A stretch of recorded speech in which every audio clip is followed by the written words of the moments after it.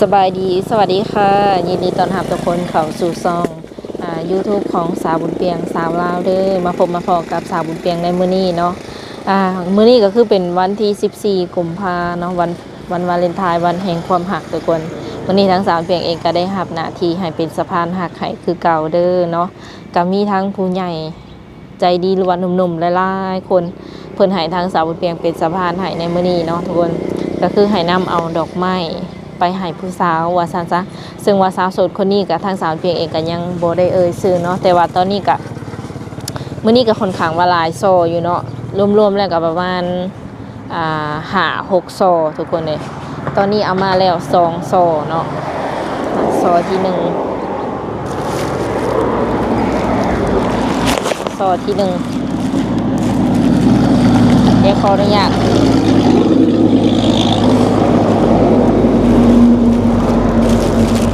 เนาะให้FC เบิ่งก่อน โอ้มาแป๊บเดียวเหยียบเลยเนาะแน่นเป็นจังได๋งามบ่ใหญ่พอสมควรเนาะสิว่าไดพอดีงามทุกคนเลยบ่น้อยบ่ใหญ่เนาะพอดีงามก็มาเน้นนักอยู่วังใบเงินเพิ่นทุกคนเนี่ยโตสิมาเน้นนักหรือว่าสิมาแพงเหมือนแพงอยู่ที่ใบเงินเนาะใบเงินนี่คือสิว่าไหนใบน้อยก็บ่แพงใบใหญ่ก็แพงขึ้นประมาณนี้นะอันนี้แม่นเพิ่นตกแต่งด้วยใบเงินเนาะแล้วก็มีดอกไม้เนาะทุกคนโอเคนี่เป็นโซแรก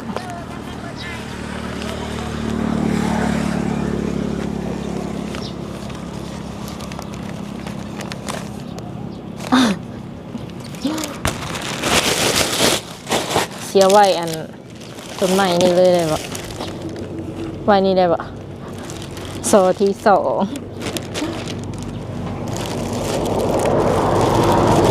เฮ็ดแบบไรนี่โซนี่ก็งามโซนี่งามหลายบ่ได้เนาะถ้าเอาเข้าได้เนาะมันเอาออกบ่ได้เฮ็ดได้เลยสิบ่เฮ็ดสิบ่โอเคน้องเพิ่นมาแล้วเดี๋ยวให้มาโอเคอันนี้เป็นโซที่2เนาะที่ว่าสิเอาไปให้ผู้สาวเขาเลยซึ่งว่าตัวนี้ก็คืองามหลายเนาะเป็นดอกไม้เป็นประมาณนี้เลยดอกไม้ก็จะงามเนาะเขาตกแต่งงามใหญ่ซึ่งว่าสาวโสดแต่ละคนนี่สิเป็นไผเนาะทางเขาก็คือสิไปสิว่าไหนไปถ่ายทำให้ FC เบิ่งเทื่อเดียวเนาะเขาอาจจะบ่ได้ชื่อว่าตัวนี้เป็นของไผเนาะตัวนั้นเป็นของไผประมาณนี้แต่ว่าทางเขาเองก็สิได้เอาไปให้เพิ่นแบบว่าเปิดภาพอยู่เพื่อนอยู่ซ่านเพิ่นเลยทุกคนเนี่ยตอนนี้ก็อยู่แคมถนนหนทางเนาะเสียงรถล่างก็อยากหลายแน่แล้วก็มีซอน้อยนำทุกคนเนี่ยซอน้อยนำก็มีลายเนาะวันนี้ลายแห้งมีทั้งซอน้อยซอใหญ่ซอเงินดอกไม้ล้วนก็มีทุกคนเลยโอเคในใดทางสาวเองก็ต้องขอบใจคุณยายใจดีหรือว่าหนุ่มฟังไทยหลายๆเด้อเนาะที่ว่าไว้เนื้อเสือใจให้สาวบุญเปียงเป็นสะพานบุญให้เป็นสะพานบุญสะพานหักให้ในมื้อนี้เนาะขอให้เพิ่นอยู่ดีมีแฮงความเจ็บอย่าใดความไขอย่ามีเด้อทำมาค้าขายหยังก็ขอให้ขึ้นให้เกินขอให้ร่ำให้รวยขอให้ได้เงินได้คำหลายๆก็เก่าที่สำคัญก็คือขอให้สมหวังในความหักไวๆเด้อปะมีแต่ว่าโดยตอนนี้ก็มาฮอดเฮือนฮอดซานของสาวโสดผู้ที่สิได้ดอกไม้ในมื้อนี้แล้วเนาะทุกคนอันนี้เป็นเฮือนเป็นซานที่ว่าน้องเพิ่นอาศัยอยู่ปัจจุบันนี้เนาะสำหรับ FC คนใดที่ว่าอยากเห็นเฮือนเห็นซานเพิ่นก็สาวเปียงก็ขออนุญาตรีวิวให้เบิ่งคร่าวๆประมาณนี้ก่อนเนาะทุกคนโดย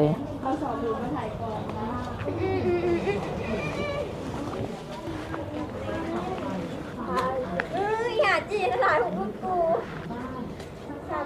อ้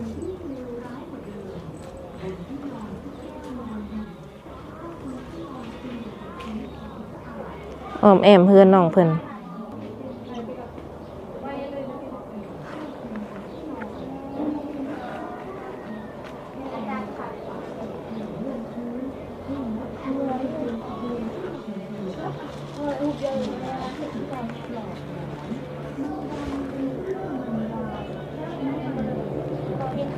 โอเคนะได้ก็เข้าไปโอลมกับน้องเพิ่นก่อนเนาะ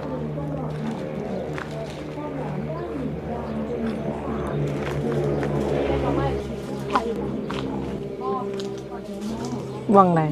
ถ่ายบ่ เพิ่นกำลังแก้มะขาม แก้แต่เช้าพุ่นบ่ บ่ หากะแกะ ข้างแกะงบแกะบ่เห็นอันนี้แนมบ่เห็น มันบ่อยากเห็นหุ่งบ่บ่เห็นเลยบ่หรือว่าเห็นหน่อยหนึง เห็นมัวๆบ่ได้เห็นหน่อยมันมัว เออโดยเป็นป้าบ่ ป้าใส่หมวก ป้าของงานสาวโสดสาวไข่มุกเพิ่นเนาะ คันว่าแบบเฮาเบิ่งเพิ่นๆนี่คือว่าเพิ่นก็ยังหนุ่มเนาะ แบบว่าทรงสีบ่อันนั้นน่ะนะหักแต่ก็บ่เห็นเนาะบ่เห็นหุ่งอืม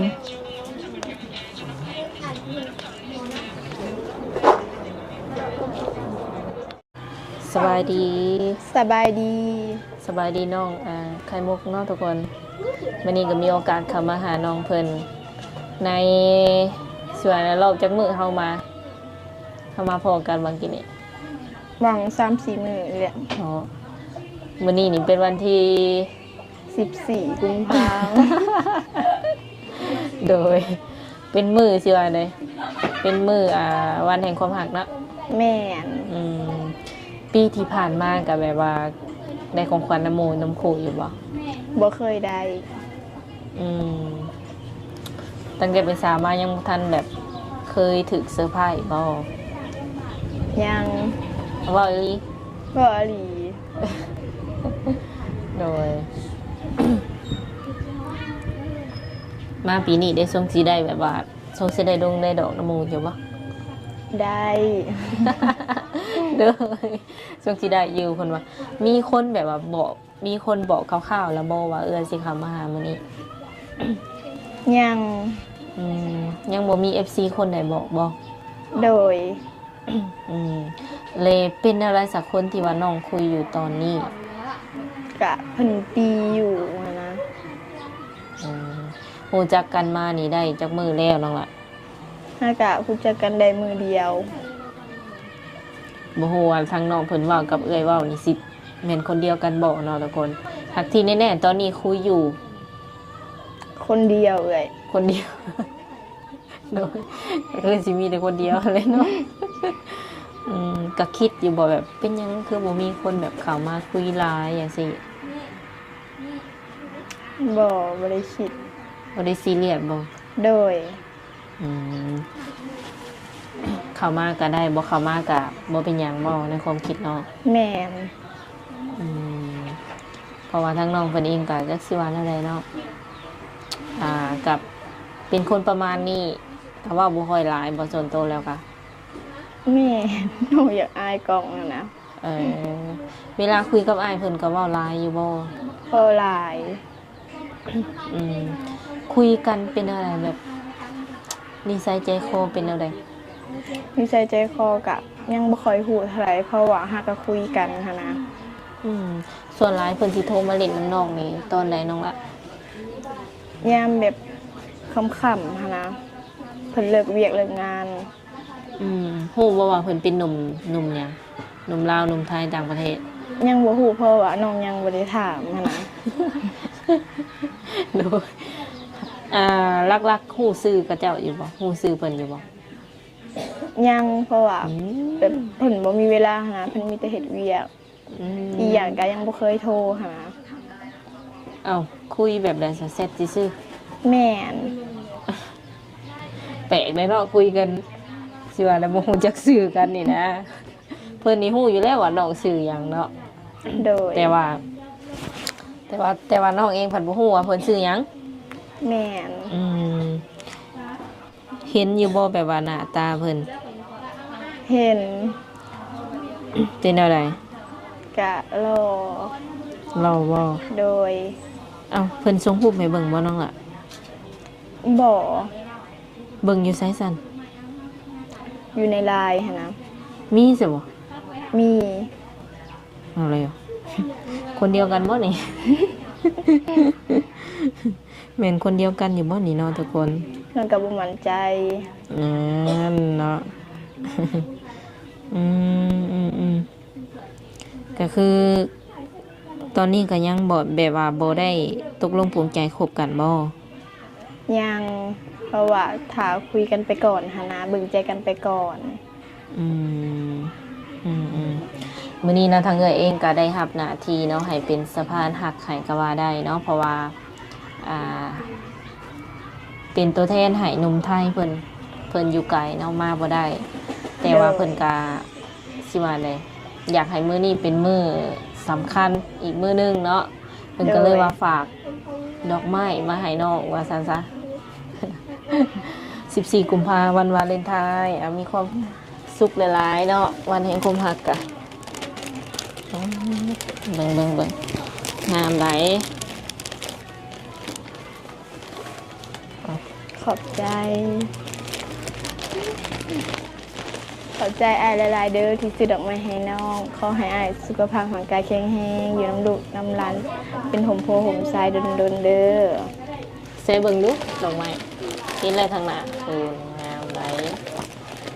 ดึกหอมบ่ จะเบิ่งดู หอม หอมแล้ว โดย เป็นอะไรถูกใจอยู่บ่ ถือใจแห้งหมังแห้ง ซอแรกว่าซั่นซะเนาะ แม่น ซอแรกแห่งมาน โดย ตั้งแต่เป็นสาวมาก็คือ อันนี้ได้เป็นครั้งแรก แม่น เป็นอะไรแบบก็คิดอยู่ว่าตัวเองสิได้ดอกไม้มื้อนี้ในใจ น้องกะบ่คิดได้เพราะว่าเพิ่นบ่ได้บอกหั่นนะ ก็ตอนนี้ก็เอาดอกไม้มาให้เพิ่นเป็นทีมห้อยแล้วเนาะเพิ่นมีดอกไม้ให้1ซอเนาะแล้วก็เงินเนาะน้องล่ะเงิน500 บาทเนาะ โดย ขอบใจอ้ายหลายๆเด้อ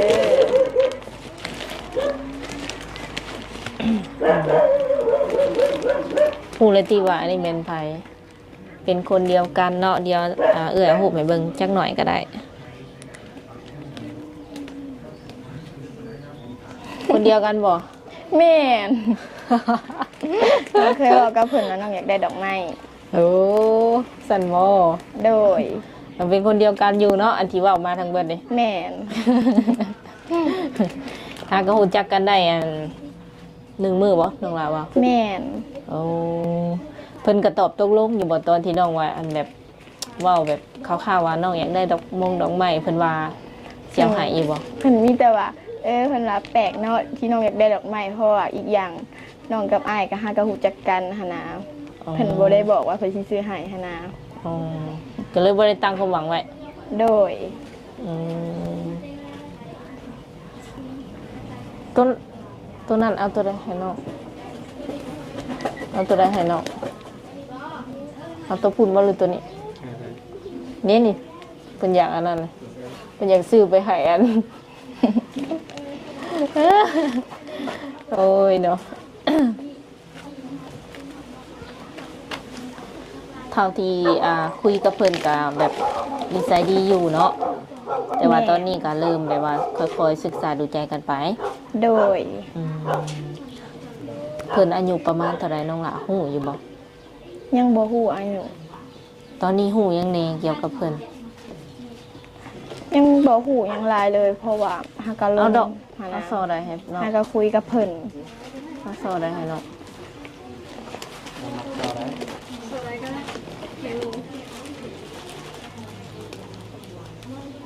ตามใจ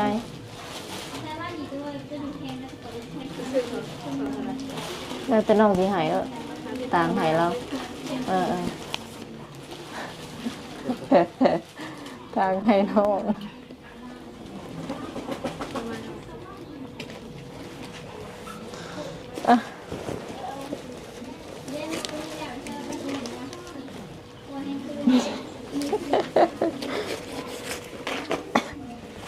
โอเคเนาะทุกคนตอนนี้ก็ได้เอาดอกไม้มาให้เพิ่นเป็นทีมพอยแล้วเนาะความรู้สึกตอนนี้ก็คือมีอย่างเดียวบ่ ดีใจแฮงตื่นเต้น โดยในใดก็พากอ้ายเพิ่นแบบว่าอยู่ในอ้อมอกอ้อมใจเนาะกับพิจารณาลองเบิ่ง โดย ว่าแบบพอสิเป็นไปในทิศทางใดๆแน่ระหว่างแฟนหรือว่าอ้ายน้องหรืออีหยังก็แล้วแต่น้องเนาะกับอ้ายเพิ่นคุยกัน โดย อืมนอกจากอ้ายเพิ่นแล้วกับบ่มีไผทักมาหยอกมาหยังเลยติ บ่มี ทางออนไลน์ก็เงียบกิ๊บทางงาน WhatsApp ก็เงียบกิ๊บ แม่น โดยขั้นว่ามีคนทักกลับมาเพิ่มในใจสิเห็นแล้วแหละ ก็คุยน้ำเพิ่นหั้นนะ อืม สนใจเพิ่นไปก่อน อืม เพราะว่าน้องก็บ่พาตัดสินใจหั้นนะ อืมเอาตรงๆตอนนี้นี่น้องมีความรู้สึก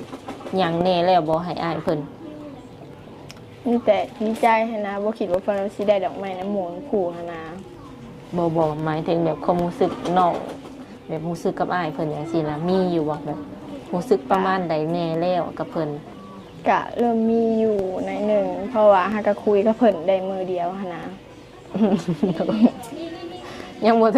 ถึงขันว่าสิฮักสิมักเนาะมันไวพุ่นเนาะ โดย กับปกติน้องเพิ่นเนาะทุกคนคันว่าคุยไปคุยมาแหละแบบ เพิ่นอยากปิดใจ สมมุติว่าเจ้ากับเพิ่นนี่คุยถูกถือข้อกันเนาะเพิ่นอยากให้ปิดใจประมาณนี้นะเจ้าคิดว่านั่นแหละ ถ้าคุยถือคอกันหรือว่ามักหักกันแท้น้องก็สามารถปิดใจให้ได้หั้นนะ อืมในรายการดีใจนำเนาะที่ว่าเพิ่นก็ได้ดอกไม้พร้อมด้วยเงิน500 บาทวันนี้น้องหลานสิไปใส่ต่อบ่ บ่ได้ไปอยู่เฮือนเบิ่งป้า เอาคนในป่าน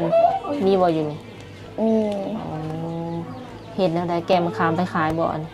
บ่เพิ่นเห็นมะขามเปียกหั้นนะ เออ เก็บไว้ใส่ต้ม อันหลายๆเห็นไหม โดย ป้าเพิ่นก็ถามอยู่บ่แบบมีคนคุยคนหยังบ่สินะ บ่เพิ่นบ่ค่อยถาม อืมคันว่าเพิ่นอยากวิดีโอคอลแบบเห็นหน้าเห็นตาน้องหลาโอเคอยู่บ่ โอเค อืมช่วงใดแบบว่าเพิ่นโทรหาน้องได้ในวิดีโอคอลมาได้แน่ ช่วงเพิ่นเลิกงานหั้นนะ อ๋อแล้วแต่เพิ่นเลยบ่ โดย เจ้านี่ว่างตลอดอยู่บ่สิบ่ แม่น อืมความหมายเอ่ยว่าย่านแบบโทรมาเลยย่านเจ้าบ่รับสินะค่ะครับอยู่แล้วคันเพิ่นโทรมาบ่ หับ อืมก็โอเคเนาะทุกคนวันนี้ก็ถือว่า บ่ได้ไปใส่เนาะ โดย ตอนแรกกับบ่ไปบ่ซะ บ่ได้ไปมีแต่นอนอยู่เฮือน อย่าหาเด้ออย่าให้เห็นเด้ออยู่เนาะเด้อ ก็ได้เพราะว่านอนอยู่เฮือนบ่ไปเห็นอยู่แคมป์บนถนนหนทางบ่ได้เลยเนาะ เพราะว่ามื้อนี้นี่เป็น14เป็นมื้ออัน14กุมภาพันธ์เนาะคนก็ต้องหลายอยู่ โดย ตามหอกตามห้านโบหรือว่าอีหยังห้านนั้นห้านนี้เนาะหากก็บ่เคยมีโมเมนต์นั่นบ่เจ้า แม่น อยากมีโมเมนต์แบบว่า14กุมภาพันธ์แหละแฟนพาไปเล่นอยู่บ่ ถ้าอยู่ใกล้ก็อยากมีอยู่หั้นนะ อืม สักครั้งหนึ่งเนาะ โดย โอเคสุดท้ายนี้น้องหลามีหยังอยากเว้าตื่มบ่หรือว่าเบิดแล้ว เบิดแล้ว โอเคก็มีแต่ว่าลองคุยกับอ้ายเพิ่นไปเบิ่งอีกเนาะ โดย โดยสุดท้ายนี้ทางสาวเปียงเองกะบ่มีอย่างไรเนาะก็สิได้ขอโอลุมกับเพิ่นประมาณนี้คันว่ามื้อหน้ามื้อในFC คนใดมีเวียกมีงานก็สิมาหาน้องเพิ่นใหม่เนาะ โดย สำหรับคลิปนี้สาวบุญเปียงและน้องไข่มุกสิได้ขอตัวเจ้าไว้ก่อนสบายดี สบายดี